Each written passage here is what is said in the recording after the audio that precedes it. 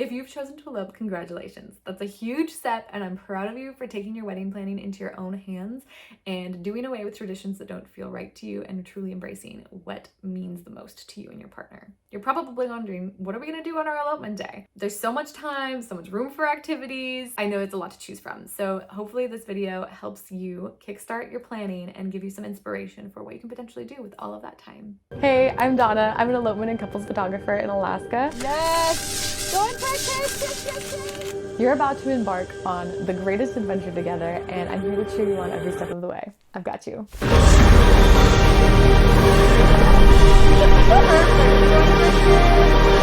There's 8 and a couple more of my favorite elopement day activities. I hope this inspires you and gives you some ideas for what you can potentially do for your elopement day. Let's go ahead and dive into my very first and favorite one, helicopter tours.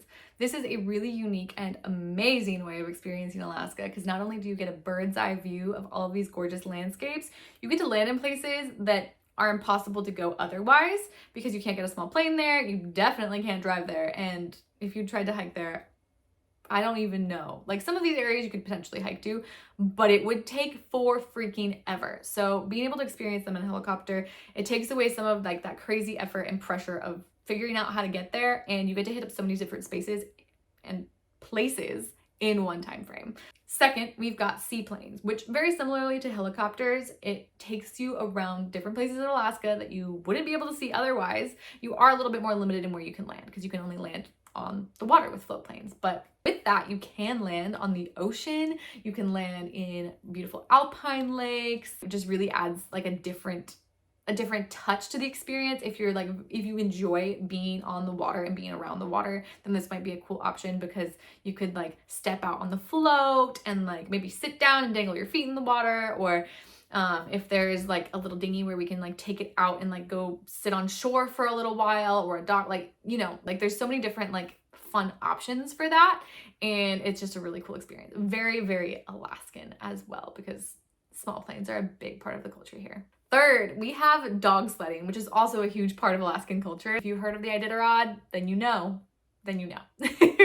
But dog sledding is a really fun and unique Alaskan experience. You can experience this in other places, but in Alaska, it is predominantly enjoyed in the wintertime. You can enjoy it in the summertime up on the glaciers and in the mountains if you're doing a helicopter tour that gets you there, or sometimes like a small plane can land up there that has skis on it. But typically I recommend you can do summer tours on the ground that are more like with ATVs or four-wheelers and going through like muddy trails and stuff. Personally, I enjoy the winter wonderland look of a nice winter dog sledding adventure. And it just, especially if you love dogs, oh my goodness. I can't even explain it. It's such a fun experience and it goes pretty quick. So this is something that you can like sneak into your elopement day pretty fast. But if you wanted it to be part of like a greater experience, like if you wanted to dog sled out somewhere, have a picnic, enjoy a campfire, whatever, dog sled back, then that could potentially be an option. But typically they are just like shorter elopements or shorter activities that you include in like a greater part of the elopement day. Number 4, we have off-roading, and this is another one of my favorite. Okay, let's just be real. All of these are my favorites. But off-roading, my husband and I, we have a Jeep that I call the Franken Jeep because it is literally a 99 Jeep Grand Cherokee that he completely rebuilt and put on 1 tons. And it doesn't even look like a Jeep anymore. And it is our just ultimate off-road rig. And I love working with couples that also enjoy off-roading because then we get to have like this combination where it's like my love and passion of elopement days, but then also like my enjoyment of off-roading and going out and exploring beautiful places. Like recently, I just had an elopement where we drove out to the Kinnick Glacier. So that's one of the glaciers that I typically fly to with a helicopter. But in the wintertime, it basically turns that whole area into like a winter highway. So you can just drive out there. There are some difficult parts to it and you have to be very conscious of water crossings and stuff like that. But it was just super cool to experience it in that way during an elopement because we were able to drive out there, scout out a cool iceberg for the ceremony, hang out for a couple hours, drive around and take pictures, and then we caravanned back. They were in ATVs, we were in our Jeep. It was pretty stellar. So typically if you're traveling up to Alaska, you're going to either want to like book a tour to get out there or find like adventure vehicle rentals that allow you to take them off-roading, and they're definitely few and far in between because there's a lot of liabilities involved with that. But if you live in Alaska and you already know and love off-roading adventures and you have your own rigs, then boom, perfect. 5, camping. And this would fall into like a multi-day elopement category, to where like I would say planning it out to your first day being like your ceremony and probably like the main events of your elopement day that you want to include. And then as we get like into the nighttime portion, depending on what time of year, like we're probably going to be camping in Alaska at least between like May and September is like the ideal time frame for camping, because other than that it's like rainy, cold, snowy, whatever. But as it gets later in the day, you can do like cozy campfire vibes. If it's actually getting dark at night, like in May, August, September, sometimes we can do stargazing. We can do a little bit of northern lights chasing towards like the very, very end of September when it's like really dark at night. But there's so much room for opportunities there for like fun adventures. And also, not to mention like the fun tent photos we could get with like lanterns and backlighting and like campfire light, just beautiful. And then the next day you can incorporate another activity. Like I can photograph you making your little campfire breakfast, going on a short little hike, doing all these fun things, and you can have just like your celebration spread out over 2 days.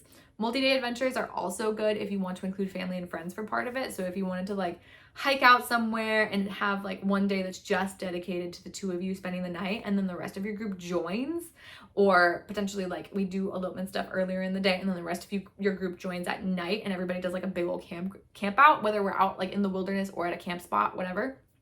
Like so much room for creativity and figuring out how to like personalize it the most for your group. So it's a fun one to consider. 6, we have hiking. And this can be as involved or as simple as you want it to be. And it really just depends on your hiking level. Like there's short hikes that are maybe like 10 to 20 minutes that are like really like simple, easy. You can do it in your wedding clothes and not have to worry too much about it. And then we can go anywhere from like 2 hours plus, depending on what your adventure style is. I really enjoy hiking. I'll admit I don't get it out as much as I would like to, especially during the summer, because I'm working, editing, and sitting at my computer a lot and out photographing all of my fun couples. But whenever I get the chance to merge my love of hiking and my love of elopements together, I'm a happy girl, I will say. 7, we have a train ride. Oh my goodness. I have been waiting and dreaming for a couple to go on a train for their elopement day. So if that's you, hit me up. You know where to find me. But the Alaska Railroad goes anywhere from Fairbanks to Seward to Anchorage to Whittier to Girdwood. But it is so gorgeous in some of these areas. And of course, a train ride will eat up a big portion of the day. So this might also fit a little bit better into a multi-day adventure if you don't want the train to be the only experience and tour that you do on your elopement day. So I would suggest either doing a shorter run, because I don't know, Anchorage to Fairbanks would be probably kind of a long one to include on your elopement day, but I would say a shorter one like Anchorage to Seward, Anchorage to Girdwood, Anchorage to Whittier, or Whittier or Girdwood to Seward. But my thought process with including a train is it could be like, you could just do a 1-day thing where like you go out and come back, or you could spend the night somewhere like at an Airbnb or find a cool little like inn or lodge or whatever, spend the night, and then the next day do like a hike or, you know, what have you. So if you did want to do the train ride and you did want to include like a little overnight stay, you could have it be something where you go out on the train, have your day to yourselves, and then the next day you're like the rest of your group joins and there's like a little reception of some kind, but just an option. And then 8th, we have any and all winter activities. Pretty much like anything you can think of. Cross-country skiing, downhill skiing, snowboarding, snowshoeing. Dog sledding kind of falls into that winter activity, but honestly, like anything that floats your boat that's like a wintry activity, super fun, because not only do you get to enjoy one of your favorite hobbies together, it makes for fun pictures because there's lots of moving parts, lots of like in the moment action, all that good. I always encourage my couples to include activities within activities, because yeah, we're gonna do like a 3-hour helicopter tour, but I don't want the whole helicopter tour to just be for the photo shoot. Like, of course, we're doing your ceremony or we're taking gorgeous pictures out there, but having something that you're focused on and that you're doing together allows for those in-between candid moments that your photographer can capture. So for me personally, I love it when couples include like a champagne spray or a little picnic, or decide that they want to go on like a little hike or walk or something like that, because it just gives like that breather buffer room for them to just experience the location that they're at without feeling like we're like going to the next pose, you know? And that's like the whole premise of including activities on your elopement day, is that it gets your mind off of being in front of the camera so you don't feel like you're photo ready the whole time, and gets you experiencing the location with each other and enjoying your time and feeling more like it's a date rather than like you're just posing for pictures the whole time, because that's kind of boring. You might also be wondering, like, why do we have to include an activity? Well, you don't have to, but if you love the idea of candid photos, those sweet in-between moments, photos that feel effortless, including an activity or an experience really lends itself to that, because then your photographer is photographing you as you are doing something or experiencing something together, rather than constantly prompting and leading the photos. You get to dictate what you want your elopement day to look like, and I think that's pretty freaking cool.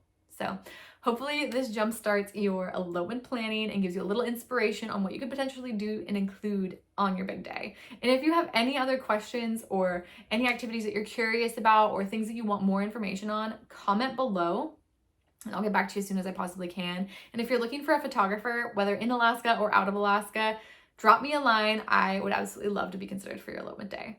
Thanks so much for tuning in. If you're interested in seeing more about elopement topics, be sure to like, comment, and subscribe.